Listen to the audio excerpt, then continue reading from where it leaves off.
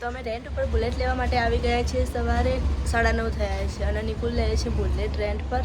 તો હું તમને બધા બુલેટ બતાવી દઉં કેવા કેવા બુલેટ છે.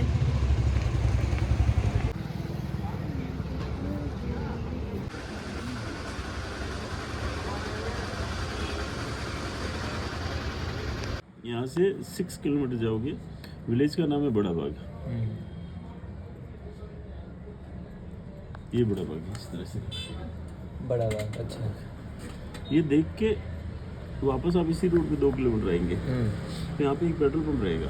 पेट्रोल पंप के पास राइट हैंड में रोड निकलेगा. ये डिस्टेंस रहेगा 4 किलोमीटर का. विलेज का नाम है अमर सागर. यहाँ लिखा है अमर सागर, दिख रहा है ना. यहाँ पे एक जैन टेम्पल है 800 साल पुराना. टेम्पल से आउट होंगे, लेफ्ट टर्न लेंगे. कितना 1/2 किलोमीटर चलोगे तो डेजर्ट वाली रोड आ जाएगी. यहाँ से राइट टर्न लेना है. यहाँ और यहाँ के बीच में हम 8 किलोमीटर चलते हैं तो यहाँ पे एक साइन बोर्ड होगा कुलदरा. मेन रोड से लेफ्ट टर्न लेंगे, 6 किलोमीटर अंदर जाएंगे. कितना 6 किलोमीटर. ये इसे बोलते हैं हॉन्टेड विलेज. अच्छा, ये देखना है तो आपको, डिपेंड आप पे करना है. मैं तो मेरे को नहीं देख के जाएंगे ना, 4 बजे जाना है. फिर यहाँ पे आके वापस यहाँ आना है. यहाँ से लेफ्ट टर्न लेके 32 किलोमीटर चलोगे तो आप सम विलेज आ जाएगा. ठीक है ना. आउट ऑफ सिटी के मोनूमेंट सारे हो गए. ठीक है. મેં અહીંયાથી મેપ લઈ લીધું છે અને એક બુલેટ લઈ લીધું છે. તો અમે જઈએ છીએ કુલદરા વિલેજ. નિકુલે પણ એમને હેલ્મેટ અને બાઇક તૈયાર કરે છે. આજે હતો અમારો જેસલમેરમાં બીજો દિવસ અને આજે અમે જે રેન્ટ પર બાઇક લીધું છે બુલેટ અને અમે આજે જઈએ છીએ જેસલમેર ડિઝર્ટ માટે. અને નિકુલને પૂછીએ રેન્ટ ઉપર બાઇક એમને કેટલામાં લીધું અને એમને મેપ પણ આપે તો મેપ પણ પૂછી જોઈએ શું શું કર્યું એમને. બુલેટ બાઇક રેન્ટ ઉપર લીધું હતું 24 કલાક માટે. અત્યારે 9 વાગે લીધું. કાલે બપોરે 11 થી 12 વાગે આપણે રિટર્ન કરવાનું. અને બુલેટનો રેન્ટ છે 800 રૂપિયા. અને એને કીધું કે 800 રૂપિયા તમે રેન્ટ આપો અને 300-400 રૂપિયાનું પેટ્રોલ ભરાવશો એટલે તમે જેટલું તમારે જે ફરવાનું બુલેટવાળા ભાઈએ જે રેન્ટ આપે છે ને રેન્ટને એમણે મેપ આપે છે જેસલમેરનું. તો અહીંયાથી સીધું અમારે જવાનું બડાબાગથી જવાનું બડા વિલેજથી પછી જવાનું ડિઝર્ટમાં. અને ટોટલ રૂટ થાય 50 કિલોમીટરનો. અને રિટર્ન 100 કિલોમીટર અમારું ડિસ્ટન્સ છે. રિટર્ન 100 કિલોમીટરથી 400 રૂપિયાનું પેટ્રોલ મેળવશો તો તમે આ બધું કવર કરી શકશો. તો મસ્ત બુલેટ કલર સિલ્વર કલરમાં બુલેટ બી મસ્ત છે, ચલાવવામાં મજા આવે છે. અને સાથે એક હેલ્મેટ આપ્યું છે. તે અમે પેમેન્ટ બી કરી દીધું. અમારો લાઇસન્સનો નંબર અને આધાર કાર્ડ નંબર લીધું બધું રિટર્ન કરી દીધું. એક એગ્રીમેન્ટ કરીને સાઇન કરીને આપ્યો છે અમને. તે રિટર્ન આપે તો એગ્રીમેન્ટ આપવાનો અને મેપ આપ્યો છે. એટલે હવે સીધા જઈએ છીએ અમે કુલદરા વિલેજ.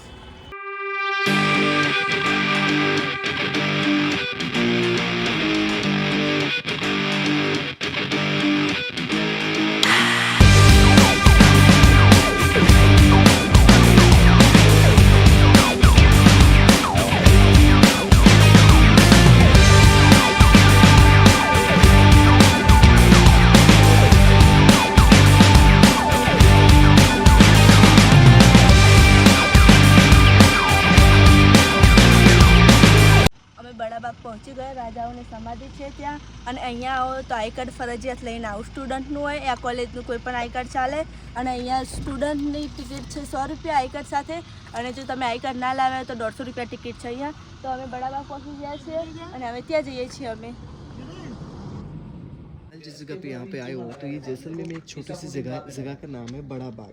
देखो बड़ा मीन्स तब एक बाग मीन्स द गार्डन. आपको पता है कि जैसलमेर एक बहुत बड़ा ड्राई एरिया है, डेजर्ट एरिया है, जहाँ पे गार्डन होना एक बहुत बड़ी असंभव बात है क्योंकि यहाँ पे बहुत ही कम बारिश आती है. तो लगभग ये 15वीं सेंचुरी की बात है. 15वीं शताब्दी में जैसलमेर के राजा थे जेत सिंह जी, जिन्होंने एक छोटा सा गार्डन लगा दिया. उन्होंने 10-15 पेड़ पौधे जैसे आम के लगाए, खजूर के लगाए, जामुन के लगाए. सब नीचे है वो. हाँ, तो गार्डन क्या फैलता 2.5 से 3 किलोमीटर लंबा बाग फैल गया. इस जगह का नाम रख दिया बड़ा बाग. आज इसके अंदर 70 से 80 पेड़ आम के. मतलब एक सोचने वाली बात है और एक बहुत बड़ी चैलेंज की बात है कि जैसलमेर के डेजर्ट में आम का गार्डन. जहाँ पर रियली एक टाइम ऐसा था कि लोगों को पीने के लिए पानी नहीं था. और इस गार्डन के अंदर अभी 70 से 80 पेड़ आम के. मतलब बहुत बड़ी चैलेंज की बात है कि जैसलमेर के डेजर्ट में आम का गार्डन. अब आपको जितने भी जो ये मोन्यूमेंट्स दिख रहे हो और एग्जैक्टली अब जहाँ पे अभी खड़े हो ना, तो ये जगह जैसलमेर की रॉयल फैमिली का क्रिमिशन ग्राउंड है. रॉयल फैमिली में मतलब हाँ, रॉयल फैमिली में किसी भी मेंबर की डेथ होने पे उनकी बॉडी को यहाँ पे लाके मैम जलाया जाता है. और जहाँ पे बॉडी जलाते फिर बाद में उनके ऊपर मोन्यूमेंट्स बना देते हैं यादगार के लिए, मेमोरी के लिए. बट इस मोन्यूमेंट्स को लोकल लैंग्वेज में छतरी कहते हैं. छतरी मीन्स अम्ब्रेला. तो रॉयल फैमिली का कस्टम ये है कि छतरी उसका बेटा नहीं बनाता, छतरी उसका पोता बनाता है जब वो पोता शादी करता है। तो ये कस्टम आज भी चल रहा है कि पोता बनाता है। इस वजह से आप यहाँ पे देखो 3 मोनूमेंट्स पेंडिंग में, मतलब इनकी डेथ हो चुकी है। डेथ होने के बाद इनके बेटों ने जगह को कवर कर दिया। अब पोता है वो बनाएगा। हाँ, पोता जब शादी करेंगे तब इनके ऊपर बड़ी छतरियाँ बनेगी। लास्ट वाले पे कभी बनेगा नहीं क्योंकि उनके अनमैरिड डेथ है, तो उनकी शादी नहीं, तो कहाँ से उनका बेटा कहाँ से पोता, उनका तो आगे वंश नहीं फिक्स है, उसका पर नहीं बनेगा। इससे पहले वाला जो ज्यादा येलो थोड़ा नया दिख रहा है, तो शायद आपने सुना होगा कि जैसलमेर में आज से 4 साल पहले एक राजा की डेथ हुई थी, यहीं पे उनकी बॉडी को जलाया। अब जलाने के बाद जगह को उसके बेटे ने कवर कर दिया। अब उसके ऊपर की छतरी जो बनेगी ना, वो बनेगी 30 से 40 साल बाद, क्योंकि जिनकी अभी डेथ, उनके दोनों बेटे अभी अनमेरिड है। अब उसका बेटा शादी करेगा, पोता होगा, पोता जब शादी करेगा तब छतरी बनेगी, पोता शादी करे तब बनाएगा। अब जैसलमेर के जो लास्ट राजा थे जिन्होंने अपनी शादी पे अपने दादा की बनाए, अब इस मोनूमेंट्स के पीछे 2 छोटी छतरियां, इसका मतलब इस राजा की 2 रानी थी, इसके पीछे 3 थी, 3 छतरियां बारिश की वजह से अभी गिर गई। अभी दोनों कंप्लीट नहीं। कंप्लीट का मतलब क्या होता है, ये देखो पतला सा पत्थर इसे बोलते कलश, जो सबसे टॉप में लगा, और नीचे व्हाइट मार्बल की मूर्ति। ये कलश लगाने के लिए ऐसे कई कस्टम जो रॉयल फैमिली पुरानी टाइम में फॉलो करती, बट आजकल फॉलो नहीं हो रही, दोनों के ऊपर कलश नहीं लगे हुए। अभी लाइन दिख रही सब टेम्पल है, यहाँ पे क्या राजा को भगवान मानते हैं, उनकी लोकल पब्लिक पूजा करती है। किसी की शादी हो जाए, किसी का बच्चा हो जाए तो पब्लिक पूजा के लिए आती है। अब आप देखो नेम प्लेट लगी, तो इसमें लिखा हो क्या, महारावल जवाहर सिंह जी। जैसे मैंने लगता महारावल, जोधपुर में महाराजा, उदयपुर में महाराणा, जयपुर में सवाई, हर जगह का अलग अलग टाइटल है। जो जैसलमेर में लगता महारावल, नीचे टाइम लिखा है ना, ये इनकी एज नहीं, ये 35 साल इनका रूलिंग टाइम लिखा है, मतलब उन्होंने कब से कब तक जैसलमेर जितने साल जिए वो। हाँ, अच्छा, रूलिंग टाइम है, रूलिंग टाइम, एज नहीं है, रूलिंग टाइम, कब से राजा गद्दी बैठे, कितना रात किया उन्होंने इधर। अच्छा, अब आप देखो सर, ये जगह मैं आपको बताऊँ, जगह शूटिंग के लिए बहुत फेमस है, जैसे रुदाली, सरफरोश, मेला, लम्हे, गुलामी, हम दिल दे चुके सनम, तेरे नाम, अब तुम्हारा लोग साथी, हम साथ साथ है, टसन, आवारापन, कच्चे दागे, ऐसी मतलब बहुत पिक्चरें बनी। अभी लेटेस्ट मूवी बन के गई भूत पुलिस और बच्चन पाली। अब आप देखो टूटी छतरी, ये जो आज 2001 में जो अर्थक्वेक आया था ना कच्छ भुज में, जो गुजरात में, उसके इफेक्ट में गिरा है। और ये छतरी 5 साल पहले आकाशीय बिजली इसके ऊपर गिरी। अब इसका गिरने के रीजन मैं आपको आगे बताता हूँ। आप मुझे अपना मोबाइल तो मैं आपको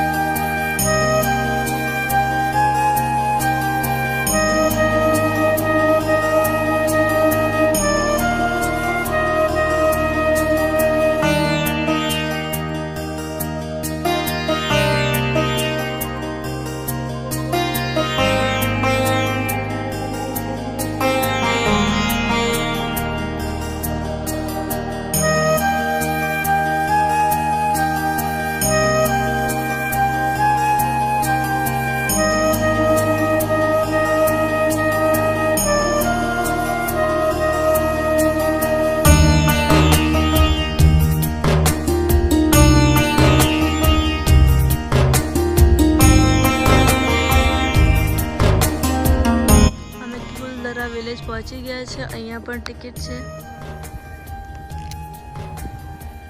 આ છે જેસલમેરનું કુલધરા વિલેજ, અને આને આપણે હોરર વિલેજ તરીકે પણ ઓળખીએ છીએ, અને અહીંયા બહુ બધા પિક્ચરોના શૂટિંગ પણ થયેલા છે।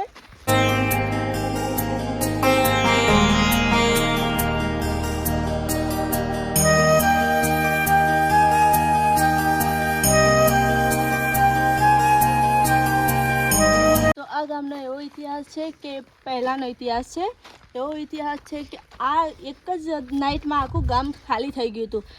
લોકો તેના ઢોરા બકરા બધું લઈને એક જ નાઇટમાં ક્યાં ગયા એ કોઈને બી ખબર નથી કે કઈ જગ્યાએ ગયા હતા, પણ એક જ નાઇટમાં આખું ગામ ખાલી થઈ ગયું હતું। તો આ ગામ જ છે બધું। આ બધા ઓલ્ડ મકાનો છે બધાના, જોઈ બધા પડી ગયા, પણ આ બધા મકાન છે, જોઈ બનાવેલા છે, પથ્થરથી બનાવેલા મકાન।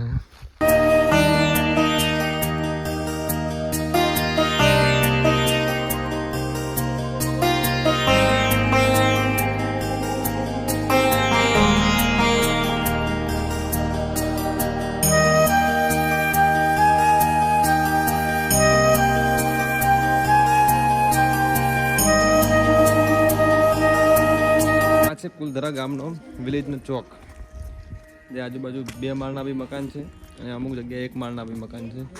મકાન બી એટલા આર્કિટેક્ટ રીતે બનાવેલા છે કે અત્યારે પણ એમને મકાન છે। અહીંયા કે 1 થી 2 વખત ભૂકંપ આવ્યો હતો, તે અમુક અંદરના કાચા મકાન હતા પડી ગયા હતા, આના બધા 1 થી 2 માળના મકાન છે. અને ગામની ચોકની આજુબાજુ બહુ મસ્ત 4-5 મકાનો છે. તેમાંથી એક મકાન છે, એમાં અમે જઈએ છીએ.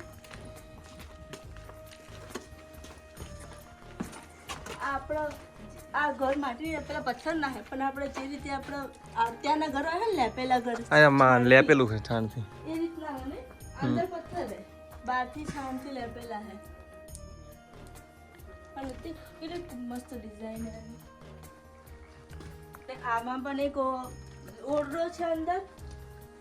મોમો ચાવા ચીડે નહીં વળી ગયા. આપણે ઓલા કીધા હતા ને કે લાકડાના ઉપર છત લાકડાથી બનાવેલી છે. છત લાકડાથી કીધું હતું. એટલે લાકડાની છત એટલી મજબૂત છે, ઉપર જ લાકડાની છત છે આખી. હા 2 થી 3 માળના મકાન છે, પણ ઉપરની છત બધી લાકડાથી બનાવેલી. એટલે વિચારો કે કેટલું ટકાઉ ઘર હશે યાર.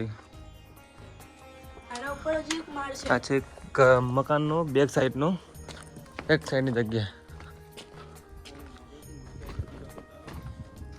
આ પાછળનો રસ્તો ટેરેસ્ટ ટેરેસ્ટ ઉપર ચડે. બુજાવ ઉપર મકાનનું ટેરેસ્ટ છે. આ પથ્થર કેવી રીતે ગોઠવ્યા? સ્ટેપ બી સારી રીતે બનાવેલા હું કેવું.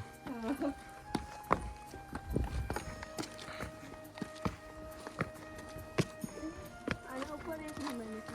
आवाज कौन शिफ्ट है? વચ્ચોવચ્ચ મંદિર. મકાનની છત બી બહુ મજબૂત બનાવેલી, બધી લાકડાથી જ બનાવેલી છે. જો જમીન ઉપર ઊભા જ લાગે છે, છત નહીં લાગતી. અને છત ઉપર જે પાણી વરસાદનું ભેગું થાય બહાર એના નિકાલ માટે બી બનાવેલું છે. અને આ 3 માળનું મકાન. હા, 3જા માળ ઉપર જવાની મને છે, કારણ કે પથરા મોકલે આગળ છે. તો કેટલું મોટું ગામ એનું કુલ.